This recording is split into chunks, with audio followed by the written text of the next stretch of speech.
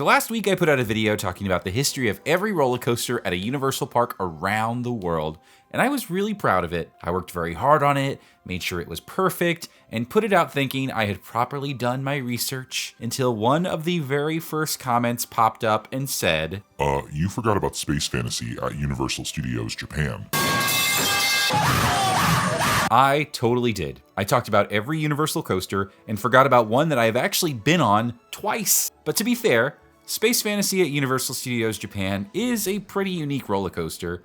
Dare I say, it's probably the most interesting roller coaster that Universal has ever built. That's because, unlike most rides at a theme park, Space Fantasy is a ride that has had many different versions of it over the 16 years that it's been open. And for Universal Studios Japan, this ride is extremely important in bringing a major part of Japanese culture into the parks, which is anime. But let's start from the beginning. Universal Studios Japan opens in 2001 and quickly becomes one of the most visited theme parks in the world. Travelers to Osaka now get to ride the movies and step into the worlds of iconic American films. This is also an opportunity for the other side of the world to get to experience some popular Universal rides in their own backyard. One of those being E.T. Adventure. This was an opening day attraction at Universal Studios Japan and was very similar to the version that exists in Florida. The ride was well liked, but it didn't have the cultural appeal that it did in Orlando, so the ride only existed for 8 years at that park until 2009. Around this time, troubles were beginning to form at the Japanese park. Attendance exploded when the park opened in 2001,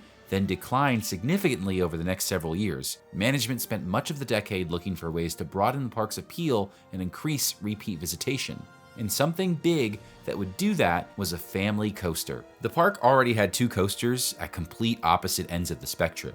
There was Snoopy's Great Race, which was an indoor kiddie coaster, and then Hollywood Dream, the ride, which was the park's signature thrill coaster. They needed something that would fill the gap in between, something that families could ride, but teens and older guests would still enjoy. So at the end of 2009, work would begin on Universal Japan's latest ride, Space Fantasy. The ride. Space Fantasy, the ride!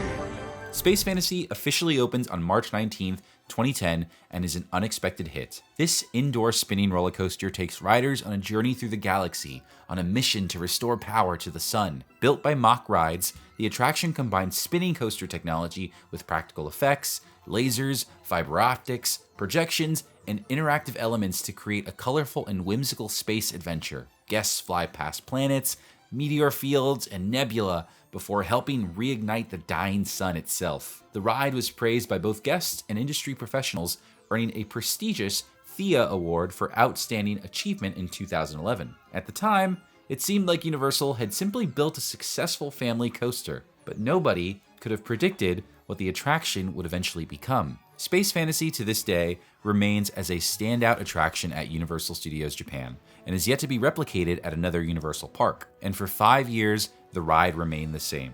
But in those 5 years, USJ executives realized something very important. Japanese guests love limited time events. Throughout the years, the park introduced seasonal happenings like One Piece Summer, with shows and characters around the park based off the hit anime, and even Halloween Horror Nights, which didn't show up to Universal Japan until 2012. In 2015, though, the park would introduce a seasonal event that, in my opinion, ends up being the most important for the park: Cool Japan. This event runs through the first half of the year at USJ and features special attractions, walkthroughs, and themed food based on popular anime.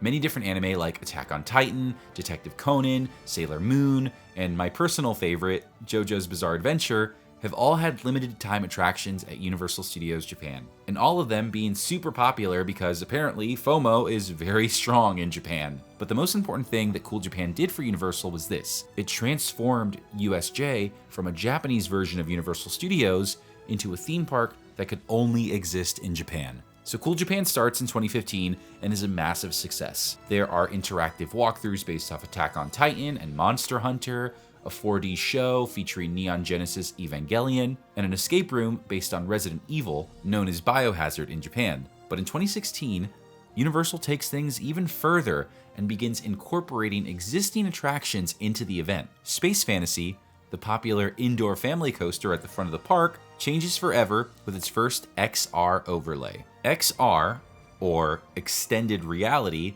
is Universal Japan's name for a virtual reality roller coaster. Riders put on VR headsets synchronized to the coaster's movements, transforming the same ride track into entirely different adventures. The first version was Kiari Pami Pami XR Ride, based on the famous Japanese pop star and her colorful candy-coated world. A year later came the Evangelion XR Ride, where guests fought alongside Eva Unit 1 in what became the first anime-themed XR coaster experience. The overlay was so successful that it returned in 2018, proving that Space Fantasy could become a platform for bringing anime worlds to life. Over the following years, the coaster would transform into Final Fantasy, Lupin III, Doraemon, and more. But there are two overlays that stand above the rest in terms of popularity. The first was the Attack on Titan XR Ride in 2020, which put riders directly into a battle alongside Eren, Mikasa, and Levi. The second was Demon Slayer XR Ride in 2021, arriving at the height of the franchise's popularity following the record-breaking success of the Mugen Train movie. Both experiences became major draws for Universal Studios Japan and helped establish the park's reputation among anime fans around the world. The most recent version of the XR ride is introduced in 2025, a ride based off Spy Family. This ran until the start of 2026, where, as of recording this video, another special version of Space Fantasy is going. Space Fantasy The Ride Club Z Remix is a special version of the ride to celebrate the park's 25th anniversary, not featuring virtual reality, but instead enhanced special effects and visuals from the original Space Fantasy, featuring music from Zed, the electronic music artist. The only other version of Space Fantasy that I haven't mentioned was a limited-time scary version of the ride during the Halloween season. Sadako's Curse was a daytime version of Space Fantasy themed to The Ring, where riders would watch the cursed video, the one where you're gonna die in 7 days, and then ride the roller coaster in the dark. This was not exclusive to the Halloween Horror Nights event and was open to all guests, even kids.